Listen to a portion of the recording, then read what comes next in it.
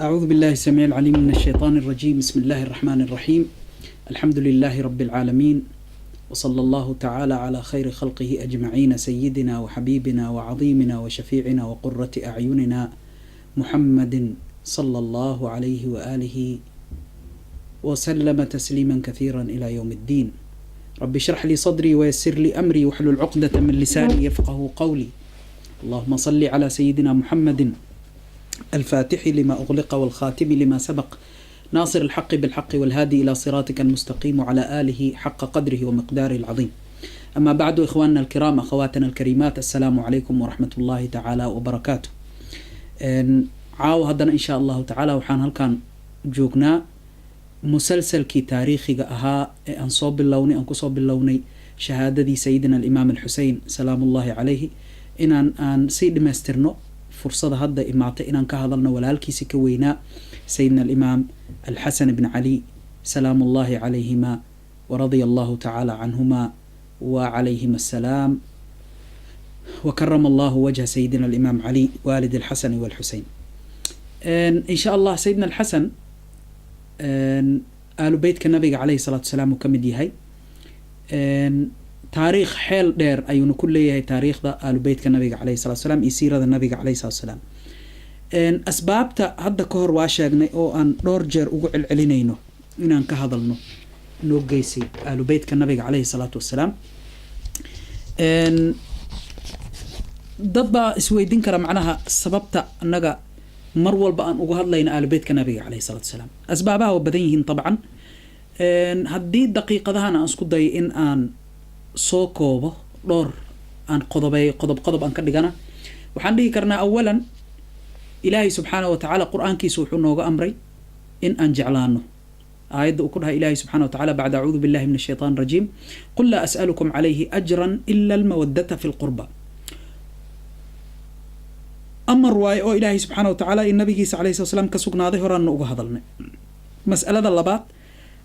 isla aayaddan waxaa ku jiro in si kale aan macnaha nabiga calayhi salaatu wasalaam abaalkiisa aanan loo gudi karin, maba la gudi karee, laakiin haddii la isku daya xataa wadada kaliya noo furan inay tahay aalu beytka nabiga calayhi salaatu wasalaam inaan jeclaano. qof walba wuxuu jecel yahay qofkii waa asxaamo inuu asagana asxaankiisa gudo. marka wadada kaliya noo furan hadday noqotay taas, marka waajibay nagu tahay. marka taasna waxay noo sii dhiibaysaa qodob kale oo ah qofka hadduu shay jeclaado, ilaan maadaama nagula amray inaan jeclaano, qofka hadduu shay jeclaado wuxuu badiyaa dikrigiisa. man axaba shay-an akthara min dikrihi, wuxuu badiyaa dikrigiisa inuu xuso. marka hanalala yaabin, yaan nala yaabin haddaan badino dikriga aalu beytka nabiga calayhi salaatu wasalaam. maxaa dhacay? waa diin, jaceylkooda waa diin, naceebkooda waa kufri walciyaadu billahi tacaala, sidii axaadiistii aayadaha qur-aanka inoo soo guurinayaan. kadaalika sidii aan ogeen oo xadiisyadii aan hore ugu soo dhagaysanay markaan ka hadlaynay sayidna alimaam alxusein shahaadadiisii, nabigeena calayhi salaatu wasalaam dardaaradiisa ugu dambeeyey waxaa ka mid ahaa, waxaan idinku dhaafay inii taraktu fiikum maa in tamasaktum bihi lan tadiluu bacdii abada. waxaan idinku dhaafay shay haddaad qabsataan gadaashayda aad weligiina dhumaynin, kitaab allaahi wa citratii aala beyti, aw kama qaala calayhi salaatu wasalaam. waxaan idinku dhaafay kitaabkii ilaahay iyo aalu beytkayga. riwaayo kale weliba nabiga calayhi salaatu wasalaam kitaabkii ilaahay ayuu sheegay, kadib dadku aad ugu dardaarmay inay ku dheganaadaan kitaabka ilaahay. kadib haddana wuxuu dhahay waa citrati aala beyti, iyo familkayga aalu beytkayga. markaas haddana weliba 3 jeer uu kusii celiyey allaha allaha fi ahli beyti calayhi salaatu wasalaam. wuxuu noo sheegay kale in ay lan yatafaraqa, inaysan kala tafraaruqaynin qur-aanka iyo aalu beytka nabiga calayhi salaatu wasalaam. thaqalaynka inay yihiin labada shay culculus oo idinku dhaafay inay yihiin. idan shayga nabiga nagu dhaafay ama dadku nagu dhaafay nabiga calayhi salaatu wasalaam inaan ka hadalna habeen imaalin, yaa lala yaabin, yaana macnaha su-aalba aysan inay ka imaata qalad waayo. maxaa dhacay dhe? waa shaygii uuna dhahay nabiga calayhi salaatu wasalaam gadaashay haddaa qabsataan maba dhumaysaan weligiina. marka wadada kaliya noo furan oo gadaashiisa haddaan qabsano aanan dhumaynin wadadan waaye oo jaceylka aalu beytka nabiga calayhi salaatu wasalaam ku dhisan. ka sokow waxaa kadaalika asbaabta noo geynaysa inaan habeen imaalin aan ka hadalno aalu beytka nabiga calayhi salaatu wasalaam waxay tahay inay yihiin dad kulmistay sharaftii saxaabada صحابي نمذا إلا النبي عليه الصلاة والسلام حل جيسي جوجن دت آمني الرمي أو صقر رالي كي هين الله هو ولبا وكدنتي واي عليه الصلاة والسلام marka sharaf الصحبة لجيرك النبي عليه الصلاة والسلام إيه صحابي نمذي شرفت هذه إيه شرف القرابة أي كل مستان إيه قرابة نمذي شرفت هذه marka عدتاس كل مستي لبضاس شرف أو أن أيجا هنا لما أركو إلا مركي لقى استثناء ضد ير سيدنا سلمان الفارسي وكلا النبي عليه الصلاة والسلام سجار أهان وضهاي سلمان منا آل البيت سلمان أننا قلنا جمد هاي آل البيت إن شاء الله تعالى أسجنا حلقة جونئة أيانو إفراد دونا كذلك وحيهن سادة أهل الجنة جنة أو مسلم والبمانت وعمل فلايو أو معناها ورجينا إن إلهي سبحانه وتعالى آخر كيس جنة أسكدجو ومآل كيس مصير كيس جنة أسكدجو إلهي أكدجو ساددي جنة أما أقاسيدي جنة أما ضدكي جنة هجاميال كذا وحواي سيدنا الإمام الحسن سيدنا الإمام الحسين سلام الله عليهما كذلك وحكمت جعل كودي إن ويهيبا مد جنة لوجو جلاي سو النبي نوشاق عليه الصلاة والسلام نعيب كودي إن نار لوجو جلاي والعياذ بالله تعالى بل إسكداف نعيب كودي وابد درجة فوق أو سريسة لكن هو سيس عنده درجة سريسة تسمع هنا والعياذ بالله لكن حتى مع إن قرانين حقه أما إن أيضا نفترض الله قرانين أو أنا اللي أقانين حق أمضي كلهن واجب كان نجا حقه ده نجا صار انتاس كليه أبو حلو قال كرا الجوه الأقسام كرا النار لو قال كرا والعياذ بالله تعالى سيد حديث تأي عدينيس كذلك ضد كإلهي أبو ريورن إلهي سبحانه وتعالى كدورتي أو خير الناس نسبا كدقي ضد وقلنا صب في عن إلهي سبحانه وتعالى كدقي ما حد عياك ماذن وحكي ماذن حديث كسي هراء أو وصول شاقي الحلقة دي شهادة سيدنا الإمام الحسين سلام الله عليه وحسوسا كرتين إن أنصار شاقني إن نبي عليه الصلاة والسلام والله ألا أخبركم بخير الناس جدا وجدا إذن شاقا يأغو في عن ضدك أووي يأغو في عن أذاري أبتي يأغو في عن إيدي هبرير يأغو في عن ولال يأغو في عن قبلها ولال هذا كل وحين نقدان حسن حسين محد عيدة وحي كإمادين سيدنا رسول الله صلى الله عليه وسلم سيدة خديجة سيدنا علي سيدة فاطمة سيدة رقية سيدة أم كلثوم سيدة زينب أو رسول الله صلى الله عليه وسلم قبليه ساها أو حوا هبر ريال دين عكلا دنك كلا أذير رضوضي وحوا سيدنا جعفر سيدنا عقيل بن أبي طالب أي أذير رضوضي يعني وحين نقدان خير الناس نسبا ولا شوضي وسيدة زينب سيدنا الحسن ولا الكيس وسيدنا الحسين سيدنا الحسين ولا الكيس وسيدنا الحسن مرك أيجو كلا والله ما بأركبه جورج النبي جاي نقصه قرآن عليه الصلاة والسلام سهدا إن شاء الله سيدنا الحسن قصدي سنة أن ما أنت أشيء دون أما مناقب تيسي أن أهر مرين دون حلقة ذكوات وحلقوين إن شاء الله تعالى أن رجينا إنك الدم بيان مرحبا كذلك وحيهن دت كان دت لباتوين فربضن أصوم مرين سيدين تان إسلامك أي نوسو جارتو أي سيد دينت إسلامك وبدباديان أو وبدباديان دتك الربين إن الرجان أو دينت إسلامك ننجديان أو معناه هذه ننترتران أي بابئيان دت الربي دتك هر استاجي أو درتوذنا أما درت أرنكاس درتي سيد دينتان أي وبدباديان درت هذانا أي أصور دباتوذن لوسو عاي لوسو دباتي لوسو حسوقي لوسو دلي واي سلام الله تعالى عليه ولذلك انت صدن مركا حاضر سنو ايو هدنا ان كدر سن ان الهي سبحانه وتعالى ددك الطاهريه مطهرك نو والبا مانتا ادونك وحو عرافير الهي سبحانه وتعالى ايات قرانك سوره الشمس وحو نوغا شيغاي وكو دارتي 7 جير الهي سبحانه وتعالى والشمس وضحاها والقمر اذا تلاها والنهار اذا جلاها والليل اذا يغشاها والسماء وما بناها والارض وما طحاها ونفس وما سواها فالهمها فجورها وتقواها هي قد افلح من زكاها وحا افلحي او الليباني من زكاها نفس الداس كي تزكية نظيفة إذن دتك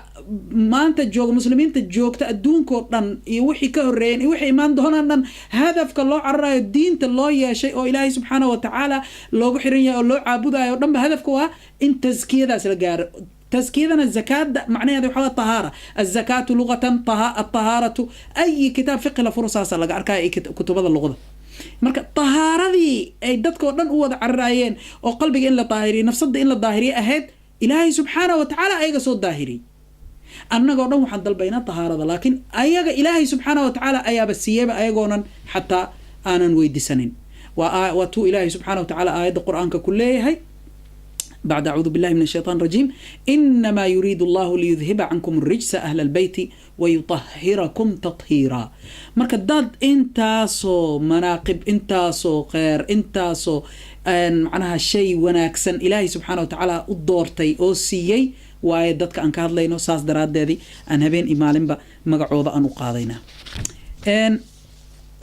طبعا أحاديث تودن ملو استاجي كره هدي كلا ما أنت تودن وحين قلنا عجلة ده إن ديراتو درسي إنه ديرادو ساس دراد ده وحد أركتين دائما إن نسردنا أيوه أنا إنتاس إن شاء الله تعالى كوكلسون أولا وحن شيء محد عيوح أنسود ديارية واي ثانيا وحن رجينا حلقات دم بإننا تفاصيل أنونا بحنين أن توس نصوص النفط هذا دتك سان أوحرنه أن يلنه أو أن أخري كلية نسكي حديثك إمعنيهيسي أو أف صوماليا أن ترجمه إن شاء الله تعالى لكن مستقبلا لكن هذا سرد كلية أنكو اكتفاء أنكو جوك سنايا إن شاء الله لكن لقما هدنا مارمو إن لبضو حديث أو معام بدن لسوقاته وحاكم إذا حديث هذا حديث أو ابن ماجه وليه سيدنا أنس لقصو الروي ابن مالك قال رضي الله عنه قال سمعت رسول الله صلى الله عليه وآله وسلم أيام مقلي يقول أصغر دهاي نحن ولد عبد المطلب سادة أهل الجنة أنك أولاد عبد المطلب هدانها سيد يدي أغاسيدي أهل الجنة ذنه سادة أهل الجنة ذنه أنا رسول الله معناها عليه الصلاة والسلام وحمزة حمزة وعلي علي وجعفر والحسن والحسين والمهدي سلام الله عليهم أجمعين intaas annagoo nahay sayidiyada ugaasidii jannada ayaan nahay waa ku celinaya mar kale awlaadi cabdulmuttalib haddaan nahay u dhahay nabiga calayhi salaatu wasalaam sayidiyadii ahlul jannada ayaan nahay yuuna sheegay intaas ka sheegay awlaadi cabdulmuttalib nabiga calayhi salaatu wasalaam asaga naftiisa sheegay ana wa hamza iyo hamza wa ali iyo ali wa ja'far iyo ja'far wal hasan وجعفر طبعا وحواي علي بن أبي طالب والالكيسي والحسن حسن حسين إمام المهدي سلام الله عليه سيد حمزة واتقاني والنبي عليه الصلاة والسلام أذير كيسي اللي قد اللي جري غزوة أحد إن شاء الله تعالى أسجن حلقة جونية أيان وإفراد دونا مرحبا أنت أسمع كان كصوتك نو حديث كلا أسجن أساسه كلا إن معان بدن حديثي ذو دمبوي معايهين لكن أنا لقيت كرين أيا اسكجرة أو معناها كوهبون مقامك إن لا شيء حديث كان ما أنت أما قصة أما أنت كشكاينين وسيدنا الإمام الحسن سلام الله عليه مركا ما دام أساس أي تهي الرواية أو إمام الترمذي أو إمام أحمد يسوع جورنا أيان أيا وحولية عن علي سيدنا علي لقسو جوري رضي الله عنه قال وحولها الحسن أشبه برسول الله صلى الله عليه وآله وسلم ما بين الصدر إلى الرأس سيدنا الحسن سلام الله عليه نبي وحوه هي ما حبتك لقى بالله إلا مضح أنت خارك قرأ والنبي قوأك عليه الصلاة والسلام والحسين أشبه بالنبي صلى الله عليه وآله وسلم ما كان أسفل من ذلك وحوض هاي حسين النبي قوأك هاي أنت أصوحي كهوسي قارك دم أما جيرك أنتي سهوسة سيد حسين وحوقك النبي عليه الصلاة والسلام قارك كورونا وحوقك سيدنا الإمام الحسن وجيجي سدي الأركضات كير معناها اللاتريو أو مالدار مركي كسوس عضان الله ملاينا النبي عليه الصلاة والسلام إنه يهي أيها سيدنا الإمام الحسن سلام الله عليه مركي إن شاء الله تعالى وحن أسي قد بدوننا مناقبتي سيدنا الإمام الحسن سلام الله عليه إمام الحسن أولا wiilkii ugu horeeyay ama cunugii ugu horeeyay sayida Fatima radiyallahu ta'ala anha waxa dhashay marka sayida Fatima bid'atu nabiy sallallahu alayhi wa sallam gabalkii nabiga ayaa dhashay ayadan asagana waa gabalkii sayida Fatima oo nabiga gabalkiisa ahayd sayidna al-Hasan salaamullahi alayhi waa wiilkii koowaad sayidna al-Imam Ali kadalik sayidna al-Imam Ali na maqaamkiisa waxda la sheegi karo misla soo koobi kara maba ahanba سادو أكتهين والنبي عليه الصلاة والسلام والالكيسي والنبي عليه الصلاة والسلام إن أديركيسي وباب مدينة علم رسول الله والباب كما قال علم النبي عليه الصلاة والسلام وقفك كواد إسلامي وقفك كواد صلاة دكتة وقفك معناها علم بدنا أمد النبي محمد عليه الصلاة والسلام وقفك إلهي رسولك سبأ وسجان إن إلهي رسولك سأجعلي هاي رجل يحب الله ورسوله ويحبه الله ورسوله نن إلهي رسولك سبأ جعل أسجنا إلهي رسولك سأجعلي هاي ayaa nabiga noo sheegay wuxuu nabiga noo sheegay calayhi salaatu wasalaam waxyaabo fara badan insha allahu tacaala markii la gaaro xilligiisi sayidina imaam cali ayaan asagana xalaqaad fara badan aan jecelnahay insha allahu tacaala cimrigii caafimaadka ilaahay hadduu na siiyo in aan kasoo qaadano marka wiilkiisi koowaad curudkiisi waay curudkii sayida faatima iyo curudkii sayidina alimaam cali salaamullahi calayhim wuxuu dhashay markuu fiirsada horta waxaa loo dooray familka uu ka dhalanayo nabiga calayhi salaatu wasalaam awoow ah waa labadii oo awlaadiisii iyo wixii nabiga calayhi salaam farciisii ahaa dhan ninkii ugu horeeyay ee qaadan lahaa darajadaas waaye maxaa dhacay farca nabiga calayhi salaam oo ilaa maanta ilaa yawm alqiyaama jiri doono aan kala go-aynin oo shanta qaaradood adduunyada joogaan ninka ugu horeeyo oo sharaftaas yeeshay oo qaaday waxaa waaye sayidina alimaam alxasan salaamullahi calayh sayidina alimaam alxasan marka nasabkii saasaa loogu dooray haddana waxaa loo dooray meeshu ku dhalan doono intuu ku dhashay almadiina almunawara haye intaas ka sokow haddana wuxuu dhashay sanadkii 3 hijrada nabiga calayhi salaam markuu haajira nabiga calayhi salaatu wasalaam waa xilli ay muslimiinta dowlad ay leeyihiin waa xilli nabiga calayhi salaatu wasalaam uu joogo zamanka naftiisa waa kala sharaf badan yahay zamanka nabiga uu joogo calayhi salaatu wasalaam zaman ka sharaf badan lama arko واتوضح النبي عليه الصلاة والسلام خير الناس قرني ثم الذين يلونهم مركا قرني قاس أو خير الناس والنبي عليه الصلاة والسلام كتل أما خير القرون قرني هذا قرني وقفي عن أي شيء سيدنا الإمام الحسن سلام الله عليه مركا قرني نفتي الزمن وظرفي وحيابها وكفي عنا هذا خير وكون نقضيبه وجردة أما جوجست النبي عليه الصلاة والسلام إدتك في عنا أصحابتي آل بيتك وكم دي هاي سيدنا الإمام الحسن سلام الله عليه وعلى والديه ان سيدنا الامام الحسن انتو صندلان كهر ام الفضل لبابه بنت الحارث يا وحي اركت الريو ام الفضل وحاسكي سيدنا العباس بن عبد المطلب العباس بن عبد المطلب النبي اذركي سوا عليه الصلاه والسلام لكن النبي اسغا دأهان وحبضا مكلوينا aadaabtiisana waxaa ka mid ahayd markii la weydiisaad xasuusatiin ninkaan ogeyna haddaan ugu celinayna insha allahu tacala aan sheegaynaa waxaa la weydiiyey sayidina alcabaas ibn cabdilmutalib yaa hor dhashay yaa weyn ayaa la weydiiyey yaa weyn adiga iyo nabiga calayhi salaatu wasalaam aadaabtiisa iyo dhawqiisa marka waxaa ka mid ahaa hadalkiisa jawaabtiisa inuu dhaho rasuulullaahi akbar wa ana wulidtu qablahu rasuulullaahi iga weyn يعني منزلته كوضع أنا كوين رسول الله إنه له ديدا ذوقاسنا ما أنت آذ أولمي مركو حوير رسول الله أكبر وأنا ولدت قبله رسول الله يقوين لكن أنا كهردشي هردلد أنا كله مركا سيدنا العباس النبي عليه الصلاة والسلام ده أهان ضدك آذ سجوده أي هايين ساد دراد ده وحن أركينا أم الفضل أيا وحي أركت الريو أيضا قبل لذا النبي عليه الصلاة والسلام قبل كيسة أما كر كيسة إن أما حبنيسا كمد إن قرقيده أي كو أركتي رياضة مركا نبيك أشاكتي نبيك عليه الصلاة والسلام حولها رأيتي خيرا خير أياد أركتي تلد فاطمة فترضعيه تلد فاطمة ابنا أما ولدا والبيضون سيدة فاطمة رضي الله تعالى عنها فترضعيه من لبن قثم ابنها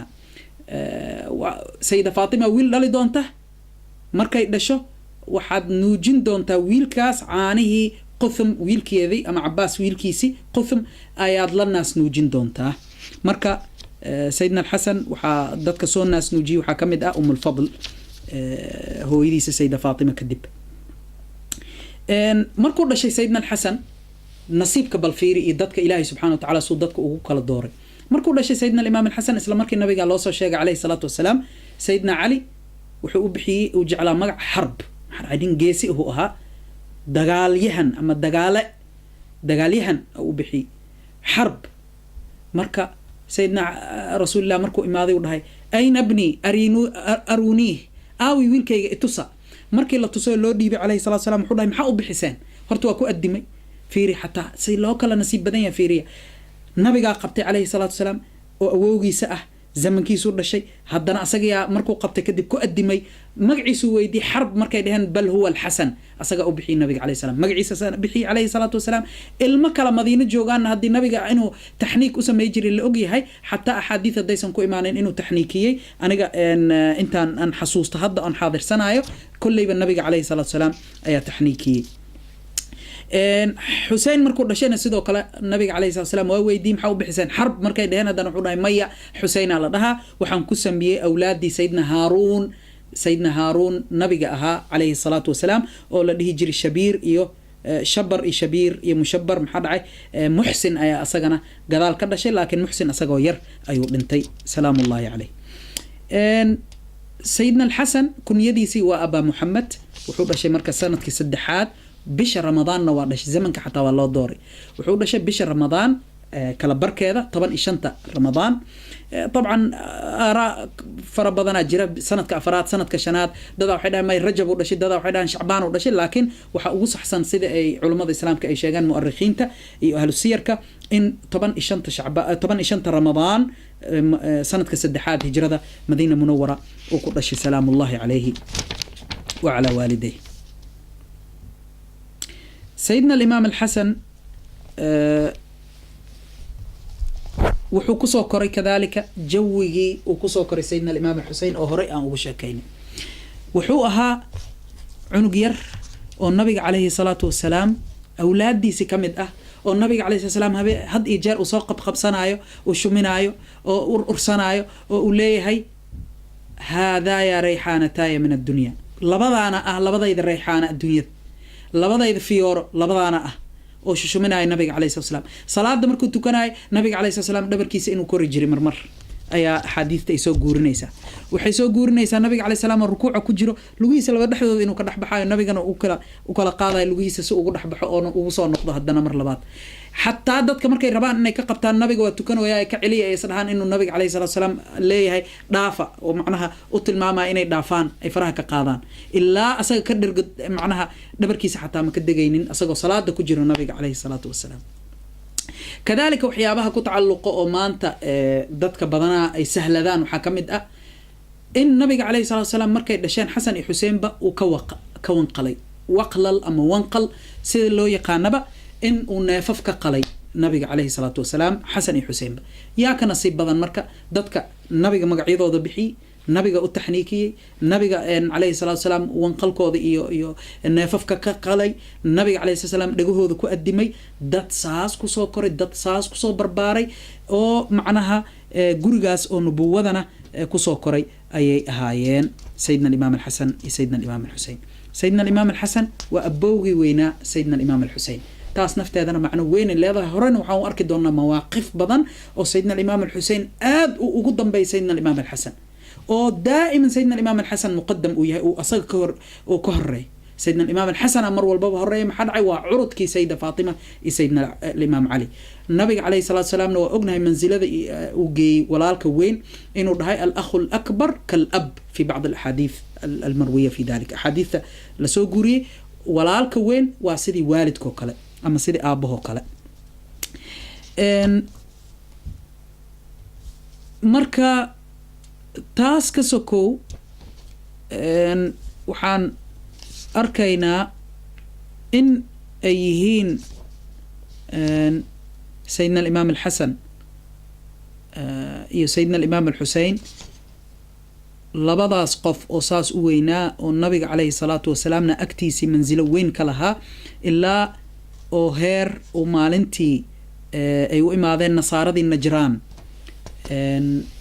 in ay la mubaahaloodaan nabiga calayhi salaatu wasalaam haddii asaga oo nabi yahay ama nabi ahayn ama nabiga ay kitaabkooda ku arki jireen inuu yahay in kala markay ay ku doodeen oo nabiga calayhi salaatu wasalaam ugu yeeray mubaahala yacni in lishabaaro oo qofkii beenaala ah lacnada ilaahay kusoo degto oo uu halaagsamo maalintaas marka nabiga calayhi salaatu wasalaam ilaahay wuxuu kusoo amray inuu dhaho faqul tacaalow nadcu abnaa'ana wa abnaa'akum ونساءنا ونساءكم وأنفسنا وأنفسكم فنبتهل ثم نبتهل فنجعل لعنة الله على الظالمين وحولها كاليا كل جينا إيمانه أن أيرنو هوان كان هوانكين أن أيرنو نفسدهن نفسدهين أن أيرنو أولادنا أولادي ما أنت سلو يريو النبي عليه الصلاة والسلام سحراد إنه لا هذا صوتي وحي هايين سيدنا الحسن سيدنا الإمام الحسين وأطول النبي عليه الصلاة والسلام هدنا كسائي سكود دبالي ورهي اللهم هؤلاء أهل بيتي taasna insha allahu tacaala xadiidkaas keliya maraan rabnaa si gooni ah inaan insha allahu tacaala uga hadalno marka wuxuu ka mid yahay sayidina alimaam alxasan shantii nabiga calayhi salatu wasalaam kisaa-iisa soo geliyey oo markuu ku hogay go-iisa dhahay allahuma haaulaai ahlu beyti faadhib canhum alrijs aw kama qaala calayhi salaatu wasalaam ilaahay kuwaana ah ahlu beytkayga ee ilaahay daahiri rijsi iyo wax xun dhanba ilaahu ka huf sayidina alimaam alxasan salaamu ullahi calayhi tarbiyadiisii marka wuxuu ka qaatay rasuulka calayhi salaatu wasalaam sayida faatima sayidina alimaam cali ayuu tarbiyadiisii ka qaatay saa daraaddeed waxaan arkaynaa cilmigiisa inuu cilmi aada u weyn u ahaa insha allahu tacaala xalaqa kala gooni ah ayaan taas meelo badan aan ka fiirin doonaa insha allahu tacaala nabiga calayhi salaatu wasalaam hadaladiisa waxaa ka mid ahaa إمام النسائي ابن خزيمة يسوق قورنا عبد الله بن مسعود حديث كيسي قال النبي صلى الله عليه وآله وسلم من أحبني فليحب هذين ننكي أنا إجعلاده لبضانها جعلاده سيدنا الحسن سيدنا الحسين رواية كالأبو هريرة وابن ماجه ونسائي إمام أحمد يسوق قورنا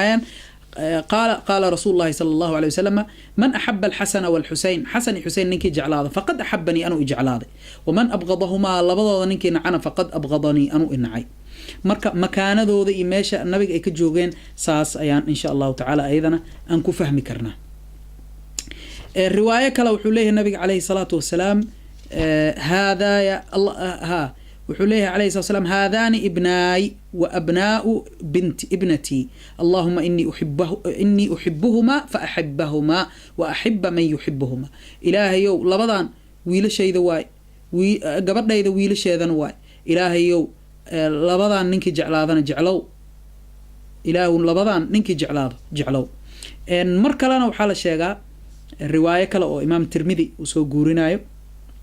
wuxuu dhahay can burayda رضي الله عنه يقول كان رسول الله صلى الله عليه وسلم يخطبنا وناخذ بين النبي عليه الصلاة والسلام إذ جاء الحسن والحسين حسن حسين أي يمذين عليهما السلام عليهما قميصان أحمران أيغو شاطيال أو عصان مقدود أوته يمشيان ويعثران أيغو صعنا أونا لدعدعاي صعدك محد علمي يروي مركز فنزل رسول الله صلى الله عليه وسلم وكسو دغي من المنبر خطبتي سو دون وسو غوي النبي عليه الصلاه والسلام منبر كسو دغي فحملهما وسو قاده وسو حنبارت لبدودي ووضعهما بين يديه يعني جلبه سي امام اكتيسي ايو كان صدي عليه الصلاه والسلام هرتيسو كان صدي ثم قال مركز وحده صدق الله الهي رنو شيء انما اموالكم واولادكم فتنه اولادي مالكني اولادي فتنه وامتحان فنظرت الى هذين الصبيين يمشيان ويعثران المهانا فيري لبدا عنقان فيري ايغو سعنايو صعد كلا دعدعاي حتى فلم اصبر واسبري واي حتى قطعت حديثي ورفعتهما الا هذا الكيغ ان كلا غويو خطبديد ان جوجي اون سو قاده رواه الترمذي والنسائي وقال الترمذي هذا حديث حسن وح لسو كوبي كرم ما أهن طبعا مناقب سيدنا الحسن سيدنا الحسين وحانا نوغفلا انت إن شاء الله تعالى أنصو شاقني كذلك وحان ربنا إنا أغانو نعد دوضا أما حقوق دوضا إنا اللي أغانين لبعضة كسبنان كرتو عن سلمان حديث إمام الحاكم وسو قورنا يحول هاي قال سمعت رسول الله صلى الله عليه وسلم يقول الحسن والحسين ابناي من أحبهما أحبني ومن أحبني أحبه الله ومن أحبه الله أدخله الجنة ومن أبغضهما أبغضني ومن أبغضني أبغضه الله ومن أبغضه الله أدخله النار والعياذ بالله رواه الحاكم وقال هذا حديث صحيح وحول هاي حسن حسين ويلا شيء ذواي ننكي جعلاده أنو إجعلاده ننكي إجعلادنا إلهي جعلانايو ninkii ilaahay jeclaadana jannadiisu geliya ninkii nacana anu inacay ninkii inacana ilaahay nacaayo ninkii ilaahay nacana naartiisu geliya wal ciyaadu billahi taala حديث كلا سيدنا علي بن أبي طالب وسو قورنايو إمام طبراني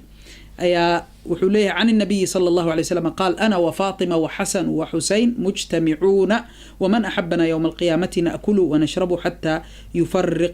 يفرق بين العباد. أنا أي فاطمة أي حسن أي حسين وذجرنا يوم القيامة إنتي نجعل با وذجرنا يوم القيامة عنتان عنينا وحبان عبينا إلا الضومض لكلا حسابي أو لكلا تفرارقي. مركا سيدنا الإمام الحسن سيدنا الإمام الحسين منزلدود وحلا سو كوبي كرو ما بقى هنبا انت صحا أصي دير سيدنا الإمام الحسن سلام الله عليه إنه النبي عليه الصلاة والسلام كنت المامي إنه يهي سيد إنه يهي سيد إنه يهي أو سيادة قوني أو اللي بقى ساقا معناها أوليه وحولها إن ابني هذا سيد وسيصلح الله به بين فئتين من المسلمين أو كما قال عليه الصلاة والسلام. ويل كيغان سيد وأقاس واي إلهي سبحانه وتعالى وحو نكسلحي دونا وكوهجاجين دونا لبا كوح مسلمين تكمد dhexdooda waxa ka dhex doona macnaha xadiistan waxay kamid tahay xadiista oo calaamaadka nubuwada tilmaamaysa nabinimada nabiga kaleey salaatu salaam sababtoo wuxuu ka hadlay wax amar oo mustaqbali oo aanan markaas aanan jirin marka waxaan insha Allah ta'ala xalaqada soo socota aan ogaan doona سيدنا الإمام الحسن سيرديسي دلنيرنمديسي سو وها iyo sidii markii nabiga kaleey salaatu wasalaam uu dhintay kadib khulafaa ar-raashidiinta soo ula dhaqmay iyo aabihiisa xilligiisana soo garabkii midigta aabaha سيدنا الإمام علي uu ahaa haddana سيدنا الإمام علي markuu dhintay soo u noqday خامس الخلفاء الراشدين taasna للأسف waxyaabaha oo cajiibka oo umada ku soo zaa'iday oo ay macnaha ay ka tageen waxa kamid in ay ka tagaan afarta khulafa inay sheegaan laakiin khaliifii shanaad oo nabiga kaleey salaam tilmaamay inuu sayid yahay waliba inta kala afarta kala dhan nabiga kaleey salaam siyaadaas xataa kuma tilmaamin wuxuu ku tilmaamay سيدنا الإمام الحسن سجوني